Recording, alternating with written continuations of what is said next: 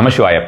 இந்த ஒரு ஆடி அமாவாசைங்கிறது 795 ஆண்டுகள், கரெக்டாக 795 இயர்ஸ் கழித்து வரக்கூடிய ஒரு ஆடி அமாவாசை. ரொம்ப ரொம்ப விசேஷமான ஆடி அமாவாசை, மிஸ் பண்ணிடாதீங்க. இது ஒரு 795 இயர்ஸ் மட்டும் இல்லாமல் கடைசி எப்போ வந்திருக்குன்னு சொல்லிடுறேன். 6ஆம் தேதி ஆகஸ்ட் 1231ஆம் ஆண்டு. சரியா? அடுத்தது வந்து பார்த்தோம்னா இனிமே எப்போ வரப்போகுதுன்னு பார்த்தா 2800, சரியா, 2821ஆம் ஆண்டு தான் வரும். 800 ஆண்டுகள் இருக்குது. நம்மளாம் எத்தனை பேரை எடுத்துருப்போமோ தெரியல. ஸோ அப்போ வந்து பார்த்தீங்கன்னா 695 ஆண்டுகளுக்கு முன்னர் வந்த இந்த ஆடி அமாவாசை இன்னும் 800 ஆண்டுகள் கழித்து வரக்கூடிய அந்த ஆடி அமாவாசைங்கிறது ரொம்ப ரொம்ப முக்கியமானது. புதன்கிழமையில் வருது. காலையில் 7:59 வரைக்கும் பூச நட்சத்திரம், அதுக்கப்புறம் பார்த்தா ஆயில்ய நட்சத்திரம் இருக்கக்கூடியது.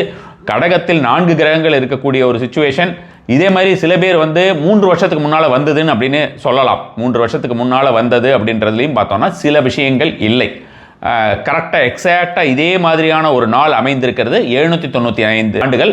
என்னால் வந்து அதுக்குண்டான ரிப்போர்ட்டு இன்னும் வந்து பார்த்தோன்னா 2800 தான் இது ஏன் வரும் அப்படின்ற ஒரு விஷயத்தையும் என்னால் கொடுக்க முடியும். அது அந்த விஷயம் என்னிடம் இருக்கிறது. நான் இது ரொம்ப டீட்டெயில்டாக போல, உங்களுக்கே தெரியும். இங்கே யூடியூப் ஃபுல்லாகவே காப்பி கேட்ஸ் தான் இருக்குது, எல்லா இடத்துலையுமே நிறைந்திருக்கிறது. இது என்ன விஷயங்கிறத வேணால் நம்ம வேறொரு பதிவிலே நம்ம கண்டிப்பான முறையில் இந்த அமாவாசை முடிஞ்சோன்னு பார்க்கலாம். இந்த ஒரு நாள் வந்து ரொம்ப முக்கியமான ஒரு நாள். யூஸ்வலாக நம்ம வந்து சொல்லக்கூடிய ஒரு விஷயத்தை தாண்டி நீங்கள் என்ன செய்ய வேண்டும், இதில் வந்து இன்னொரு விஷயமும் பார்த்துக்கோங்க. சூரிய கிரகணம் இருக்கிறதா அப்படின்னு பார்த்தா தமிழ்நாட்டில் இல்லை. ஸோ நீங்கள் வருத்தப்பட வேண்டிய அவசியம் கிடையாது, பயப்பட வேண்டிய அவசியம் கிடையாது. சூரிய கிரகணம் இருந்தாலும் இல்லைனாலும் நீங்கள் வந்து கிரகணத்துக்கு ஒப்பான நாள் அது இதுன்னு ஏதாவது கிளப்பி விட்டால் அதெல்லாம் நம்பாதீங்க. இங்கே தமிழ்நாட்டில் இல்லை. ஸோ நம்ம வந்து அதை பற்றி வருத்தப்பட வேண்டிய அவசியம் கிடையாது, அல்லது பயப்பட வேண்டிய அவசியம் கிடையாது. இந்த ராகுவுடைய தினம் அமாவாசை அப்படின்றது மாதிரி நம்ம விஷயம் நம்ம பல தடவை சொல்கிறோம் இல்லையா. இந்த நிறைஞ்ச அமாவாசை இந்த சினிமாலெல்லாம் கிளப்பி விடுவாங்க, இது ரொம்ப நல்ல நாள், நிறைஞ்ச அமாவாசை, இது எல்லாம் இப்படி சேர்றது அதெல்லாம் கிடையாது. அமாவாசைனாலே நாம் பரிகாரம் வேண்டாத சில விஷயங்கள், அதுக்கப்புறம் மந்திர உபாசனைகள் எல்லாம் நம்ம வந்து உக்கிர தெய்வத்துடைய மந்திர உபாசனைகள் செஞ்சால் இன்னும் கொஞ்சம் ஃபாஸ்ட்டாக பலன் கிடைக்கும். அதுக்கெல்லாம் தான் இதே தவிர நல்ல விஷயங்கள் செய்வதற்காக அல்ல. அதை தெரிந்து கொள்ள வேண்டியது. அடுத்த நாள் பிரதமையில் கூட செய்யலாம். பிரதமையில் செய்கிறது தவறு கிடையாது. நிறைய பேர் அதை வந்து இங்கே பாட்டிமேன்னு அமாவாசையில் செஞ்சுட்டு அடுத்த நாள் செய்ய மாட்டாங்க. இந்த மாதிரியாக ஒரு தப்பான ஒரு கால்குலேஷன் போட்டு நிறைய பேருக்கு பரப்பி விட்டுறதுன காரணத்தினாலே மக்களுக்கு வந்து எது செய்கிறது, எது உண்மை, எது பொய்ன்னு தெரியாத ஒரு சூழ்நிலை அமைந்து விட்டது. ஸோ புதிய விஷயங்களை செய்யாமல் இருப்பது ரொம்ப ரொம்ப நல்லது. இதை வந்து முதல்ல தெரிஞ்சுக்கோங்க. இதை நான் பல காலங்களாக சொல்லி வருகிறேன். தர்ப்பணம் அப்படின்றது இந்த ஒரு நாளில் உங்களுக்கு சொல்லவே வேண்டாம். எல்லா வருஷத்தில் மற்ற நாள்லாம் செய்யலைனாலும் இந்த ஒரு டைமில் கண்டிப்பான முறையில் செய்து விடுவீர்கள். அதுக்குண்டான எக்ஸாக்ட் டைமிங் அப்படின்னு பார்த்தோம்னு வச்சுக்கோங்களேன், 11 மணிலேருந்து ஒரு 3 மணிக்குள்ளே செய்கிறது ரொம்ப ரொம்ப விசேஷம். அது வரைக்கும் நம்ம வந்து உணவருந்தாமல் இருக்கணும் அப்படின்றது வந்து எவ்வளோ பேருக்கு அந்த மாதிரி இருக்க முடியுமோ அது மாதிரி இருக்கலாம். மாத்திரை மருந்துகள் எடுத்துக்கொள்பவர்கள் அதுக்கு வந்து தவிர்க்கப்படலாம். அடுத்தது தான் நம்ம வந்து நம்ம எப்போ அந்த தர்ப்பணம் முடித்து விட்டோமோ அதுக்கப்புறம் தான் வீட்டில் விளக்கேற்றணும். அந்த ஒரு விஷயமும் ஞாபகத்தில் வச்சுக்கணும். கோலம் போடுவதுமே அதுக்கப்புறம் தான். வீட்டு வாசலில் கோலம் போடுறது, வீட்டில் உள்ள நம்ம வந்து விளக்கேற்றுறது, சுவாமிக்கு விளக்கேற்றுறது, அது எல்லாமே அதுக்கப்புறம் தான் செய்யக்கூடிய ஒரு விஷயமாக இருக்க வேண்டும். இது எல்லாத்தையும் ரெகுலராக நம்ம சொல்லக்கூடிய ஒரு விஷயத்தில் ஞாபகம் வச்சுக்கோங்க. இப்போ இந்த ராகுவோடதுன்னு சொல்லியிருந்தேன். ஆயில்ய நட்சத்திரம் அப்படின்ற ஒரு விஷயமே பார்த்தோம்னா, ஆயில்யம் என்ன, பாம்பு. சரியா? அப்போ ஆயில்யம் வந்து ராகுவோடது கிடையாது, நமக்கு புதனோடது. புதனுடைய ஒரு நாள்லேயே தான் வருது. புதன் அப்படின்றவர் யார் அப்படின்னு பார்த்தா, இந்த ராகுவுக்கு உண்டான ஒரு பரிகாரமாக தாந்திரோக்த முறையிலே நீங்கள் வந்து ராகுவினால் அதிகப்படியாக பிரச்சனையில் இருக்கிறீர்கள் என்றால் உடனடியாக நீங்கள் சரணடைய வேண்டியது புதனுடைய அதிபதியை சரணடைய வேண்டியது. புதனுடைய அதிபதியை நீங்கள் சரணடைந்து விட்டீர்கள் என்றால் இந்த ராகுவுடைய ஆதிக்கம் வந்து போயிடும். இதில் ஒரு சின்ன விஷயம் பாருங்களேன். ராகு யார் உங்களுக்கு? இந்த ராகு நம்ம வந்து சர்ப்பம் என்று சொல்கிறோம். இந்த சர்ப்பம் அப்படிங்கிறது அசுரர்களாக இருந்தவர்களை யார் வந்து மோகினியாக உருவெடுத்து இது பண்ணது, அவங்கள வந்து தனியாக பிளந்தது, அதெல்லாம் வந்து பார்த்தோம்னா நாராயணர் தானே. அப்போ அந்த நாராயணர் அப்படின்னும் பொழுது வராக ரூபம் தான் வந்து பார்த்திங்கன்னா உங்களுக்கு இவங்களுக்கு ஆப்போசிட்டாக இருக்கிறவர், எக்ஸாக்ட் ஆப்போசிட் அப்படின்னு பார்த்தா வராக ரூபம்.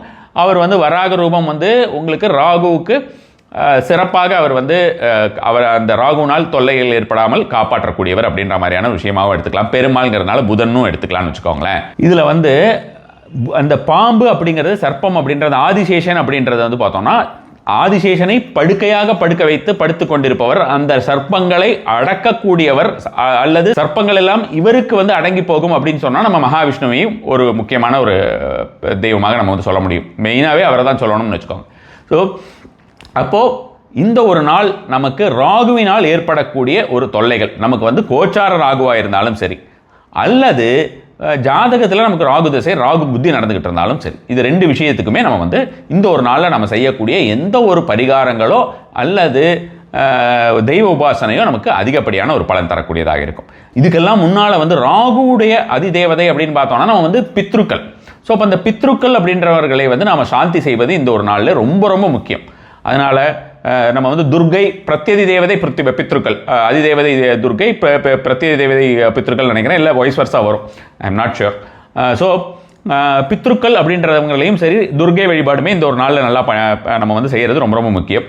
துர்கா சப்தசதி, அதாவது சண்டி பாராயணம் அல்லது சண்டி ஹோமம், ப்ளஸ் வந்து பார்த்திங்கன்னா துர்கா சூக்தம், அதே மாதிரி விஷ்ணு சஹஸ்ரநாமம், இது மூன்றையுமே இந்த ஒரு நாளில் கேட்கறது ரொம்ப ரொம்ப விசேஷம்.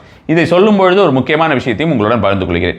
இவ்வளவு ஒரு 795 ஆண்டுகள் கழித்து வரக்கூடிய இந்த ஒரு நாளை வந்து ரொம்ப சிறப்பாக சண்டி ஹோமம் நம்மளுடைய இடத்துலையே செய்கிறோம், நம்மளோட புது ஆஃபீஸ்லேயே செய்யவிருக்கிறோம். ஆன்லைனில் சங்கல்பம் வந்து பூஜா ஹோமம் .org போய் சங்கல்பம் செய்து கொள்ளலாம். இந்த ஒரு நாளுடைய கலச நீரை வாங்கி நாம் வீட்டில் தெளிக்கிறதும் நாம குளிக்கிறதும் பல்வேறு விதமான ஒரு தோஷங்களை நிவர்த்தி செய்யக்கூடியது. அதனால நிறைய பேர் கேட்டிருக்காங்க. இந்த முறை நாம் வந்து நார்மலாக கொடுக்கறத விட அதிகப்படியான நபர்களுக்கு நம்ம வந்து இந்த கலச நீரை கொடுக்க போகிறோம். ஸோ அப்போ அந்த கலச நீர் தேவை இருந்தாலுமே நீங்கள் வந்து சங்கல்பம் பண்ணும்போது அதில் பார்த்துக்கலாம். அந்த கலச நீருங்கிற ஆப்ஷன் இருக்கும், அதுவுமே நீங்கள் செலக்ட் பண்ணிங்கன்னா உங்களுக்கு கலச நீருமே கிடைத்து விடும்னு வச்சுக்கோங்களேன். அதனால் இந்த ஒரு ஆடி அமாவாசையை பொறுத்த வரைக்கும் தவிர்த்து விடாதீர்கள், ரொம்ப முக்கியமான ஒரு நாள். இப்போது அடுத்ததாக நம்ம வந்து இந்த ஒரு நாளில் நம்ம என்னெல்லாம் செய்யலாம் அப்படின்னு பார்த்தோம்னா, மௌன விரதம். மௌனம் பொதுவாகவே வந்து பார்த்தோன்னா, நான் அந்த அமாவாசையில் இன்னொரு விஷயமுமே சொல்லியிருக்கேன், மௌனி அமாவாசைன்னே இருக்குது. அமாவாசை தினத்திலே அதிகம் பேசாமல் இருப்பது நல்லது அப்படின்றது. ஜென்ரலாகவே அதிகம் பேசாமல் இருக்கிறது நல்லது. அட்லீஸ்ட் இந்த ஒரு நாளிலே செல்ஃபோனெல்லாம் ஆஃப் பண்ணி தூர வச்சுட்டு நாம் ஒரு மணி நேரம் மௌனமாக இருக்கிறது, பேசாமல் இருக்கிறது, தூங்குறதோ அல்லது செல்ஃபோன் பார்த்துக்கிட்டு இருக்கிறதோ, வேறு குழந்தைகளோட விளையாடுறது அல்லது வேறு ஏதாவது டிவி பார்க்கறது, கம்ப்யூட்டரில் வேலை செய்கிறது, இதெல்லாம் கணக்கில் வராது. மௌனம் அப்படிங்கிறது வந்து வெறுமன வாயால் இருக்கிறது மட்டுமல்ல, மனதை அடக்கக்கூடிய ஒரு விஷயமாகவும் இருக்கணும். மனதிலே நமக்கு வந்து வெவ்வேறு விதமான சிந்தனைகள் வந்து கொண்டே இருக்கும். அது எப்பவுமே அதை அடக்கவோ அல்லது வந்து நிறுத்தவோ முடியாதுன்னு வச்சுக்கோங்க. மேக்ஸிமம் ட்ரை பண்ணுறது இந்த மௌன விரதம் அப்படிங்கிற ஒரு விஷயமும். அதே மாதிரி வந்து பார்த்தீங்கன்னா வாய் அப்படின்ற ஒரு விஷயத்தில் பாருங்களேன், உங்களுக்கு வந்து என்ன, நம்ம 2ஆம் இடம் அப்படிங்கிறது என்ன சொல்கிறோம், நம்ம வந்து பணத்துக்கு என்ன சொல்லுவோம், ஒருத்தருக்கு பணம் வரணும்னா ஜோதிட ரீதியாக 2ஆம் இடமும் 11ஆம் இடமும் அப்படி இதை வந்து சாதாரணமாக சொல்கிறது, நான் ஜெனரிக்காக சொல்கிறேன். என்ன ஜெனரிக்காக சொல்லும்போது 2ஆம் இடமும் 11ஆம் இடமும் நம்ம சொல்லுவோம்ல. அப்போ அந்த 2ஆம் இடம் அப்படிங்கிறது என்ன, தன வாக்கு குடும்பம். ஸோ எப்போ நாமளுடைய வாய் வேண்டாத விஷயங்களை பேசுகிறதோ, எப்போ பார்த்தாலும் உறக்க பேசுகிறதோ, எப்பொழுது வேண்டாத ஒரு விஷயத்தை நாம் வந்து சாதாரண ஒரு விஷயத்தை கூட அதை வந்து ஒரு உக்கிரமாகவோ கோபமாகவோ அல்லது வந்து அடுத்தவர்களை நொந்து கொள்ளும்படியோ பேசுகிறோமோ, அப்பொழுது நம்மளுடைய குடும்பமானது பாதிக்கப்படலாம் அல்லது பணமானது பாதிக்கப்படலாம். தன வாக்கு குடும்பம். ஸோ அப்போ 2ஆம் இடம் அப்படின்றது இது ரெண்டும் வரணும்னா நாக்கு ஒழுங்காக இருக்கணும். அது வந்து ரொம்ப ரொம்ப முக்கியம். அது வந்து ரொம்ப கவனமாக அந்த விஷயத்தில் இருந்தால்தான். அதனால தான் நம்ம மேனிஃபெஸ்டேஷன் ப்ரோக்ராம் எல்லாம் சொல்லும்போது கூட self talk is very very important. உங்களுக்கு நீங்களே கொடுத்துக்கொள்ளக்கூடிய ஒவ்வொரு வார்த்தைகளும், உங்களுக்கு நீங்களே யோசிக்கக்கூடிய வார்த்தைகளும், உங்களுக்குள் நடந்து கொண்டிருக்கக்கூடிய வார்த்தைகள் எல்லாம் ரொம்ப ரொம்ப இம்பார்ட்டன்ட் அப்படின்னு நம்ம வந்து சொல்கிறோம் இல்லையா. ஸோ அதை ஞாபகம் வச்சுக்கோங்க. மௌன விரதம் அப்படிங்கிறது ஒரு மணி நேரமாவது இருங்க. தண்ணி குடிக்கக்கூடாதா, காப்பி குடிக்கக்கூடாதா, அதெல்லாம் இல்லை. ஒரு மணி நேரம் அதெல்லாம் பண்ணாமல் இருக்க முடியாதா, தண்ணியை நல்லா குடிச்சிட்டு ஒரு மணி நேரம் ஒரு இடத்துல உட்காந்து இருக்கிறது மௌனமாக. எவ்வளவு நேரம் அப்படி மௌனமாக இருக்க முடியுமோ இருக்கிறது. நம்மளுடைய மூச்சை வாட்ச் பண்ணிக்கிட்டு இருந்தோம்னா நமக்கு பேச்சு நின்று போகும், சிந்தனைகளுமே நின்று போகும். ஸோ அது மாதிரி பண்ண முடியும்னா அது மாதிரி ஒரு 1 hour தாராளமாக பண்ணலாம். ஒண்டர்ஃபுல்லாக ஃபீல் பண்ணுவீங்க. அது முடிஞ்சு எழுந்ததுன்னா உங்களுக்கு வந்து நம்ம பணம் கொடுக்கறது, பணம் கிடைக்கிறதுக்கோ வேறு ஏதாவது ஒரு விஷயத்துக்கோ 1008 பரிகாரம் சொன்னாலும் இதில் நீங்கள் அனுபவிக்கிற ஒரு சந்தோஷத்தையும் ஒரு குதூகலத்தையுமே இந்த 1 மணி நேரத்தில் நீங்கள் அனுபவிக்கக்கூடியதை வந்து பார்த்தீங்கன்னா ஒரு 100 ஆண்டுகளை அனுபவிக்க முடியாது, அந்த அளவுக்கு அனுபவிப்பீங்க. இதில் வந்து நம்ம வந்து இதுவே நமக்கு ஒரு டாக்ஸிக்காக போயிட்டு எப்போவுமே நான் இந்த மாதிரி இருக்கேன் அப்படின்னு நீங்கள் ஆரம்பிச்சிங்கன்னா உங்கள் வாழ்க்கை மிகப்பெரிய ஒரு லெவலில் அமைய ஆரம்பிச்சிடும்னு வச்சுக்கோங்களேன். எப்போவுமே என்ன டெய்லி ஒரு 1 hour இந்த மாதிரி நம்மளால் பண்ண முடியும் அப்படின்னு அந்த ஒரு பிரெத் வாட்சிங், அனப்பன் சதி என்று சொல்லக்கூடிய அந்த ஒரு ஆழ்நிலை தியானம் அப்படின்றது, அந்த தியானம் அப்படிங்கிறது நிகழும், நீங்கள் செய்ய வேண்டாம், அது தானாக நிகழ ஆரம்பிக்கும். ஸோ இது ஒரு விஷயமாக கண்டிப்பான முறையில் ட்ரை பண்ணி பாருங்கள். 1 hour ஆவது எல்லாத்தையும் ஆஃப் பண்ணி வச்சுட்டு உங்களுக்காக தனிப்பட்ட முறையில் ஒரு இடத்துல உட்காருங்க. நீங்கள் நடந்துட்டு கூட இருக்கலாம், ஆனால் நடக்கும் பொழுதும் கண்களை திறந்திருக்கும் பொழுதும் நம்மளுடைய மனது ஆட்டம் போடும் என்பதை நினைத்துக் கொள்ளுங்கள். அதனால தான் ஏன் இப்போ வந்து ஒவ்வொரு முனிவர்களோ துறவிகளோ எல்லாரும் ஏன் உட்காந்து அவங்க அந்த மாதிரி பண்ணுறாங்க, சில விஷயத்தெல்லாம் ஒரு இடத்துல உட்காந்து அவங்க பண்ணுறாங்க அப்படின்னு பார்த்தா காரணம், நம்ம நடக்கும் பொழுது அதிகமாக சிந்தனைகள் அப்படின்றது வேகமாக வரும். அதே மாதிரி நம்ம கண்கள் திறந்திருக்கும் போது புலன்களை எந்த அளவுக்கு திறந்து வைத்திருக்கிறோமோ அந்த அளவுக்கு நமக்கு சிந்தனைகள் வந்து கொண்டே இருக்கும். சிந்தனைகளை வேண்டாம ஆடக்கூடிய மனதை அடக்க வேண்டும் என்றால் நம் புலன்களை அடக்க வேண்டும். கண்களை மூடிக்கொள்ளலாம். காதை நம்ம எந்த அளவுக்கு சவுண்ட் இல்லாத ஒரு இடத்துல உட்கார முடியுமோ அந்த மாதிரி உட்காந்துக்கலாம். வாயையும் மூடிக்கிட்டோம்னா அட்லீஸ்ட் இந்த 3 விஷயத்தையாவது நம்ம பெரும்பாலும் தவிர்த்து விடலாம். இதுலேயே நமக்கு மிகப்பெரிய ஒரு லாபம் கிடைக்கும் அப்படின்ற மாதிரியான விஷயத்தையும் ஞாபகத்தில் வைத்துக் கொள்ளுங்கள். இந்த தர்ப்பணம் பண்றதுக்கு என்னால் முடியலை, எனக்கு தெரியாதுன்னு யாராவது சொல்றீங்கன்னு வச்சுக்கோங்களேன், 10 நிமிஷத்துல எந்தவித மந்திரமும் இல்லாமல் ஆண் பெண்கள் இருவருமே தர்ப்பணம் செய்யக்கூடிய முறை அப்படின்னு ஒரு 6 வருஷம் முன்னால நான் ஒரு வீடியோ கொடுத்துருக்கிறேன். அதை போய் பாருங்க. எல்லோருமே செய்ய வேண்டியது இது. எனக்கு அப்பா இருக்காங்க அம்மா இருக்காங்கன்னு சொல்ல வேண்டிய அவசியம் கிடையாது. முன்னோர்களுக்காக செய்யக்கூடியது. இதை பத்தி டீட்டெயிலாக விளக்கி இருக்கிறேன். டிஸ்கிரிப்ஷனில் அதோடைய லிங்க் போடுறேன், பார்த்துக்கோங்க.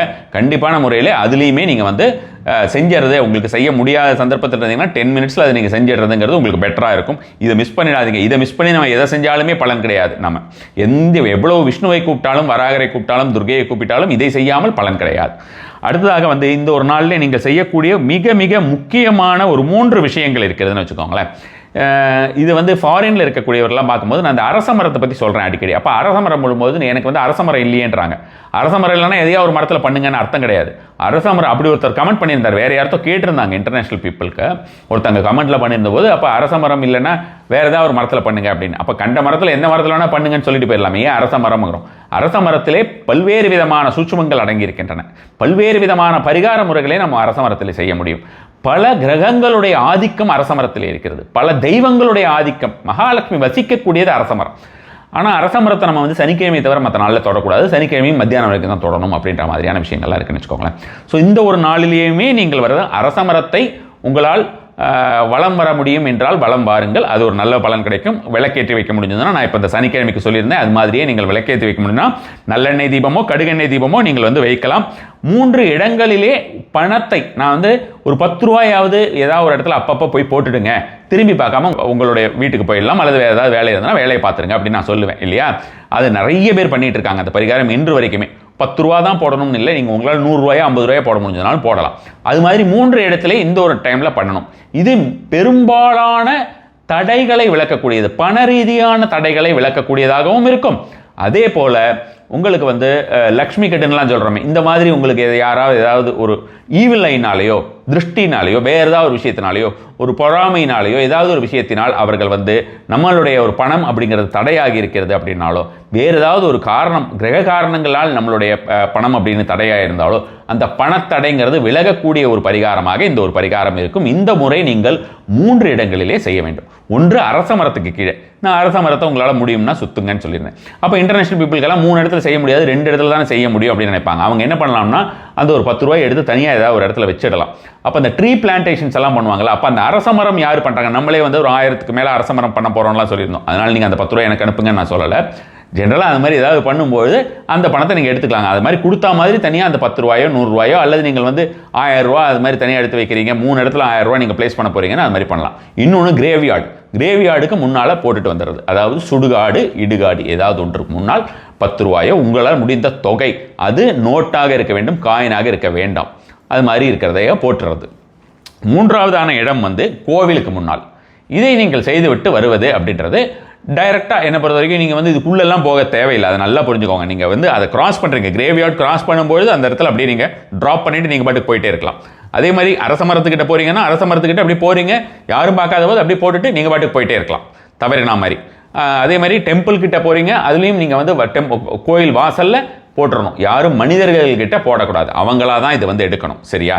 யாராவது கூப்பிட்டு உங்களுக்கு அந்த மாதிரி எடுத்துட்டாங்கன்னா சில விஷயங்கள் உங்களை தொடர்கிறதுன்னு அர்த்தம். அதனால நம்ம என்ன பண்ணணும்னா அது தனியாக நம்ம திரும்பவும் இன்னொரு தடவை வேற ஒரு கோயிலுக்கோ அல்லது அங்கேயே நீங்கள் ஒரு தடவை 2 தடவை பிரதர்ஷனம் பண்ணிட்டோ நீங்கள் இன்னொரு தடவை அதை கொஞ்சம் போடுறது, அது மாதிரி பண்ணுறது தான் பெட்டராக இருக்கும்னு வச்சுக்கோங்க. இது 3 இடங்கள்லேயே இந்த மாதிரி பண்ணுவதுங்கிறது ரொம்ப ரொம்ப பலன் தரக்கூடிய ஒரு விஷயமாக இருக்கும். அகைன் நான் சொல்கிறேன், இன்டர்நேஷ்னல் பீப்புளெலாம் முடியாததை தனியாக எடுத்து வைத்துக்கொண்டு அது இந்த ஒரு விஷயத்தை இதற்காக நாம் எடுத்து வைத்திருக்கிறோம் என்ற ஒரு சங்கல்பத்துடன் உங்களுடைய காரியங்களை ஆரம்பியுங்கள். அடுத்ததாக ரொம்ப முக்கியமாக பார்க்க போகிறது வசம்பும் படிகார கல். இந்த படிகார கல் உங்களுக்கு கிடைக்குமான்னு பாருங்கள். இன்டர்நேஷ்னல் பீப்புளெலாம் பார்த்தீங்கன்னா ஆளும்னு சொல்லுவாங்கல்ல, இந்த படிகாரம் சொல்லிட்டு இத்தினோண்டு சின்னதாக இருக்கிறதா இருந்தால் போகிறோன்னு வச்சுக்கோங்களேன். அதோட அந்த வசம்பு இருக்கு இல்லையா, ஒரு வசம்பு, அந்த வசம்பையும் சேர்த்து வைத்து அதில் நீங்கள் சிகப்பு கயிறை கட்ட வேண்டியது.